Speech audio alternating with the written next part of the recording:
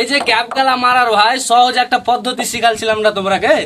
তো ওই ভিডিওটাতে অনেক ভাই বলছে যে বহুত টাইম লাগছে ভাই, এত টাইম কি আমাদের ঠিকাদার দিবে? তো ওই মানে সমাধান নিয়ে এসেছি তোমাদের আজকের এই ভিডিওটাতে। এই যে এরকম একটা রড থাকলি কিন্তু তুমি খুব সহজে এই গ্যাপ মারতে পারবে। তো কেমন করে মারবে তোমাকে দেখাচ্ছি কিনা এসো। এই যে একটা এস লাগবে, উল্টা এস। আর এই যে গ্যাপটা দেখো ভাই, এখানে পুরো 1 ইঞ্চির উপর গ্যাপ, এটা আবার কাঠটা ফাটা। তো এই সর্বপ্রথম কাজ, উল্টা এস করে নিলে এরকম দিয়ে দিলে ভাই। সাইডে সাবল থাকলে ভালো হয়, আমাদের সাইডে নাই, এখন ডাইস আছে। এই যে ডাইসটা দিয়ে দেখাচ্ছি, একটা পেরেক ডাল এখানে ঠুকেলি ভাই আগে। এই যে দেখো কাজ, দেখো তোমরা কাজ দেখে মাথা খারাপ হয়ে যাবে।